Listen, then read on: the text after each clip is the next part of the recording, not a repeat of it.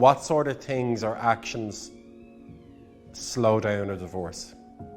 So the things that are going to slow it down is, and it sounds terribly emotionless, is financial disclosure. That's the big thing, right? If people are saying, oh, I'll get you my financial statements, because all of the divorce decisions is based on provision. So everyone's got to disclose everything that they have. All your bank accounts, all his bank accounts, all her bank accounts, cars, houses, everything. It's all on the table. And then we look at the division for provision. It rhymes, but it's fact, okay?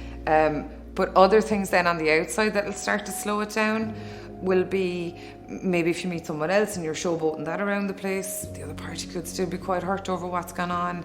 You know, antagonising text messages, social media posts, talking to relatives. Don't. It's yourself and just keep it respectful. You may not want to look in their general direction, but you gotta keep an element of respect to get the best result in the shortest time.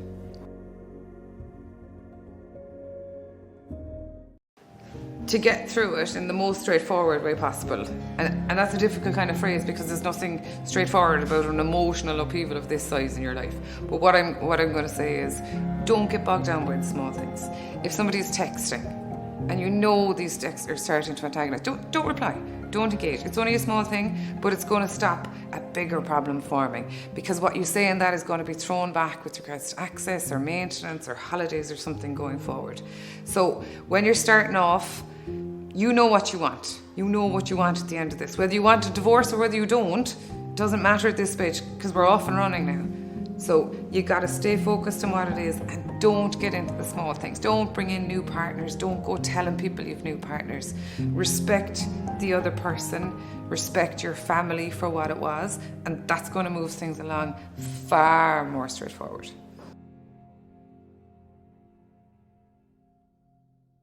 Can you get divorced abroad? Like a weekend trip to another country and get a divorce? No, you've got to get divorced in the country that you were married in. Because when you're married, and we all see it at the weddings in the churches, there's a signing of a document, and that looks like it's a picture opportunity, but that's actually the state recognition of your marriage. So in every country that you get married in, it's recognised by that country.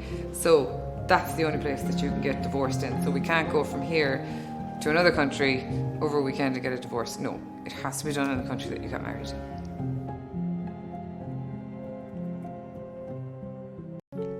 Do people change their mind halfway down the road? I've not seen people change their mind, but I have seen people that couldn't even look in the general direction of each other at the start, maybe coming out in the end and, I don't know, shaking hands or having a hug or fist pump or whatever it is and moving on. Because you know what, in a lot of cases, there's beautiful children there and they're going to be part of each other's lives until these children are up and gone and married and have their own children.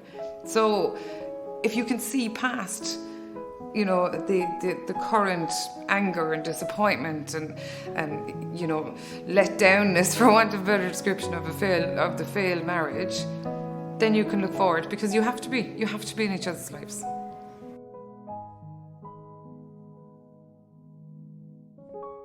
You're not going to help somebody properly as their solicitor if you're going to get knee deep into how they're feeling about things. Everyone is human, you know. Everyone's going to see that somebody's very upset, or that, you know, particularly with like men in family law cases, they don't want to come in and see that they're upset. Yeah, of course they are. So many, you know, they're heartbroken as well. They went out and they fell in love with this person and now it's gone. So it's wrong for your solicitor to be the agony aunt, to be the shoulder. We've got to maintain a certain level of coldness, and that's all in the client's best interest.